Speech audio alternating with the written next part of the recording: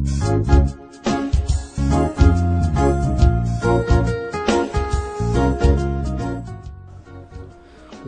to English Level 1 course for beginners.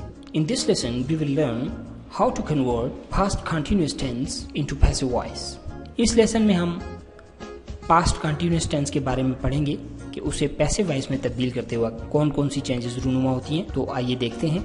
इससे पहले मैं आपको जनरल रूल्स के बारे में रिमाइंड करवाता चलूं। पैसिव वॉइस में हमेशा सब्जेक्ट और ऑब्जेक्ट को इंटरचेंज किया जाता है, यानी एक्टिव वॉइस के सब्जेक्ट को पैसिव वॉइस में एज अ ऑब्जेक्ट के तौर पे इस्तेमाल किया जाएगा और एक्टिव वॉइस के ऑब्जेक्ट को as a subject passive voice में इस्तेमाल किया जाएगा।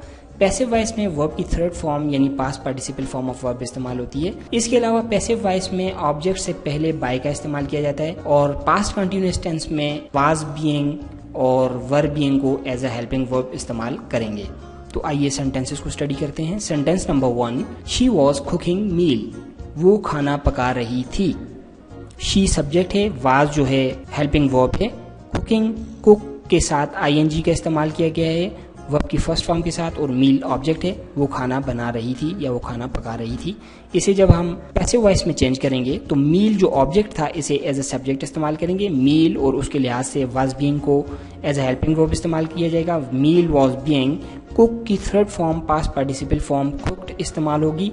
मील वाज बीइंग कुक्ड और शी को हर में चेंज करेंगे एज अ ऑब्जेक्ट के तौर पर और उससे पहले बाय का इस्तेमाल किया जाएगा। Meal was being cooked by her, खाना उससे बनाया जा रहा था। They were singing a song, वो गाना गा रहे थे। A song जो है ये ऑब्जेक्ट है और they सब्जेक्ट है, तो इसे हम इंटरचेंज करेंगे। A song as a subject इस्तेमाल होगा और उसके लिहाज से was being को एज अ हेल्पिंग वर्ब यानी ऑक्सिलरी वर्ब के तौर पे इस्तेमाल करेंगे। A song was being, sing की थर्ड फॉर्म sung का इस्तेमाल किया जाएगा और they को चेंज कर देंगे them में और उससे पहले by का इस्तेमाल करेंगे। A song was being sung by them, गाना उनसे गाया जा रहा था। Sentence number 3, he was writing a letter, वो खत लिख रहा था। अ लेटर जो है ऑब्जेक्ट है और ही सब्जेक्ट है, तो इसे हम अ लेटर को एज अ सब्जेक्ट इस्तेमाल करेंगे पैसिव वॉइस में और उसके लिहाज से वाज बीइंग को हेल्पिंग वर्ब के तौर पे इस्तेमाल करेंगे। A letter was being, write की third form past participle form इस्तेमाल होगी written. A letter was being written और ही को चेंज कर देंगे हिम में और उससे पहले बाय का इस्तेमाल किया जाएगा। A letter was being written by him, खत उससे लिखा जा रहा था।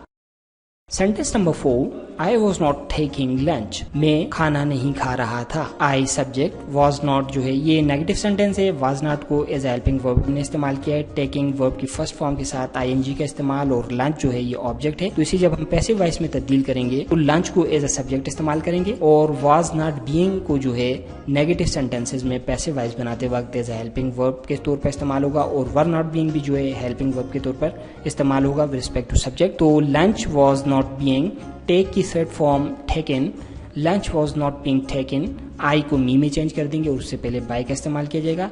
Lunch was not being taken by me.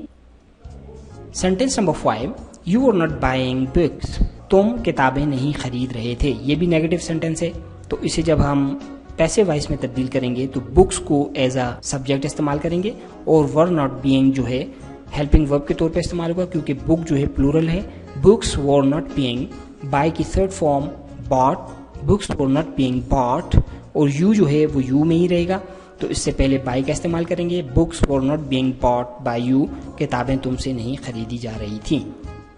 Sentence number 6, was he helping you, क्या वो तुम्हारी मदद कर रहा था, तो इंट्रोगेटिव सेंटेंस है, आखिर में साइन ऑफ इंट्रोगेशन है।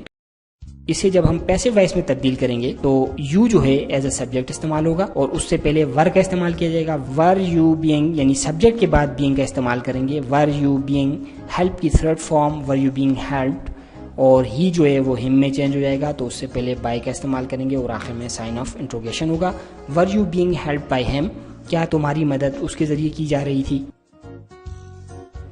Sentence number 7, were you playing hockey, क्या तुम हॉकी खेल रहे थे, इंट्रोगेटिव सेंटेंस है, आखिर में साइन ऑफ इंट्रोगेशन है यानी सवालिया फिक्र है, तो इसे जब हम पैसिव वॉइस में तब्दील करेंगे तो हॉकी को एज अ सब्जेक्ट इस्तेमाल करेंगे और उससे पहले वाज हॉकी बीइंग, प्ले की third form was hockey being played और यू जो है वो यू ही रहेगा और उससे पहले बाय का इस्तेमाल किया जाएगा। Was hockey being played by you, क्या हॉकी तुम्हारे जरिए खेली जा रही थी। तो आपने आज पास्ट कॉन्टिन्यूअस के बारे में पढ़ा, तो आप इस वीडियो को दोबारा देखें ताकि आपको ये सबक अच्छी तरह समझ आ जाए। So thank you very much.